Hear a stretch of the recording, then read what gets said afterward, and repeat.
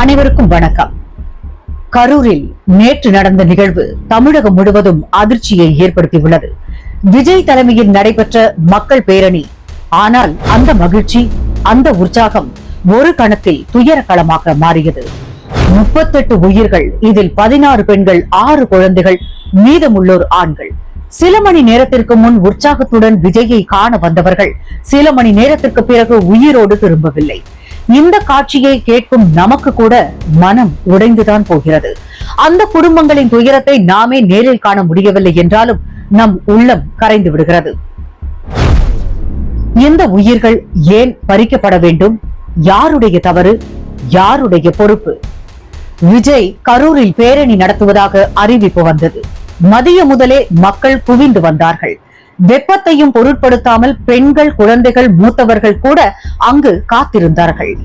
மக்கள் எண்ணிக்கை 1000-ல் தொடங்கி இரவு நேரத்திற்குள் பல்லாயிரமாக உயர்ந்தது. விஜய் வந்தபோது கூட்டம் கட்டுக்குள் அடங்கவில்லை.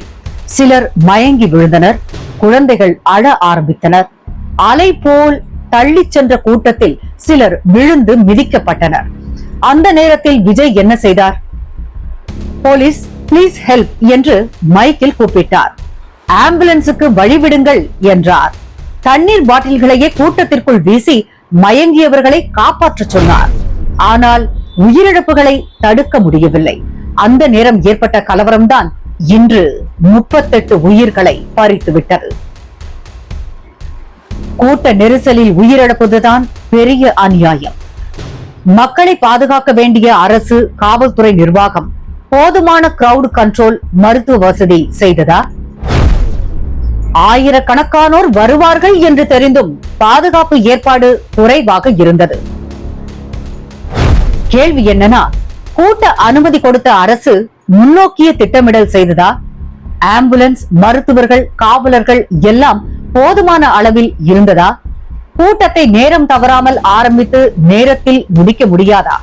இவை அனைத்தும் அரசின் பொறுப்புதான். அந்த கடமையில் அலட்சியம் இருந்தது என்பதில் சந்தேகமே இல்லை. மக்களுக்கு மட்டுமே நியாயம். மக்கள் உயிர் பறிக்க கூடாது. யார் நிகழ்ச்சி நடத்தினாலும் அந்த மக்களின் உயிர் பாதுகாப்பாக இருக்க வேண்டும். இங்கே முக்கியமா பார்க்க வேண்டியது என்னன்னா, மக்கள் உயிர் காப்பதுதான் அரசின் முதற் கடமை. மக்கள் நம்பிக்கை வீணாக கூடாது. இதுல விஜயனுடைய பங்கு என்னன்னு பார்த்தோம்னா, விஜய் அவர்கள் அங்கு இருந்தபோது மனித நேயம் காட்டினார். அவர் தண்ணீர் பாட்டில்களை கூட்டத்திற்குள் வீசினார். போலீஸ் பிளீஸ் ஹெல்ப் என்று கேட்டிருக்காரு. ஆம்புலன்ஸுக்கு வழிவிடவும் சொல்லியிருக்காரு. இது அவர் அலட்சியமாக இருந்தவர் இல்லை என்பதை காட்டுகிறது. ஆனால் தலைவர் என்ற முறையில் அவருக்கும் ஒரு பொறுப்பு இருந்தது. கூட்டம் அதிகரிக்கும் முன் கிரவுடை பிரித்து வைக்க முடியாதா? நிகழ்ச்சியை முன்னதாக நிறுத்த முடியாதா? மக்கள் நெரிசல் அதிகமாகும் முன் ஸ்டேஜில் இருந்து எச்சரிக்கை சொல்ல முடியாதா? அவரது மனித நேயம் பாராட்டத்தக்கது. ஆனால் தலைவர் என்ற முறையில் பொறுப்பு அவருக்கும் இருக்கு. இந்த சம்பவம் அரசியல் வாதங்களுக்கு வழிவகுக்கிறது. சிலர் விஜயை குற்றவாளியாக்க முயற்சி செய்கிறார்கள். சிலர் முழுமையாக விஜயை காப்பாற்றுகிறார்கள். ஆனால் உண்மை என்ன? இது யாருடைய ஆதரவு, யாருடைய எதிர்ப்பு என்ற கேள்வி அல்ல. இது மக்கள் உயிரை பாதுகாக்க தவறிய அரசியல் நிர்வாக தோல்வி. விஜயின் எழுச்சியை பார்த்து அரசியல் கட்சிகள் பயப்படுகின்றன. அதனால்தான் அவரை குற்றம் சாட்டும் குரலும் காப்பாற்றும் குரலும் பலமாக இருக்கிறது. ஆனால் மக்களின் கோணத்தில் அவர்களின் உயிர்தான் முக்கியம். அவர்களின் நம்பிக்கைதான் முக்கியம். கரூரில் நடந்த இந்த சம்பவம் ஒரு பெரும் பாடம் சொல்கிறது. கூட்டம் எவ்வளவு பெரியதாக இருந்தாலும் மக்கள் உயிர் காப்பது முதற்கடமை.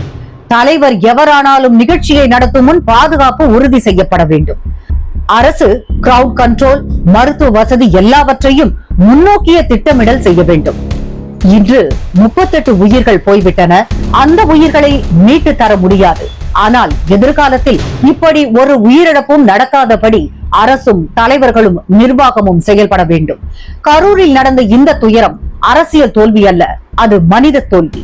இந்த மனித தோல்வியை மீண்டும் ஒருபோதும் நடத்திவிடக் கூடாது. மொத்தத்தில் நாம் இன்று யாரை குற்றம் சொல்வது என்பதற்கு பதிலாக மக்களின் உயிர் பாதுகாப்பை எப்படி உறுதி செய்வது என்பதே முக்கியம். ஏனெனில் அரசியல்வாதிகள் பலர் வரலாம், போகலாம். ஆனால் மக்கள் உயிர் ஒரு முறை போனால் திரும்ப கிடைக்காது. அந்த உயிர்களை காக்கும் பொறுப்பு நமக்கு இருக்கிறது. அதை அரசும் தலைவர்களும் நிர்வாகமும் உணர வேண்டும். இதுதான் கரூரின் துயர சம்பவம் சொல்லும் மிகப்பெரிய பாடம்.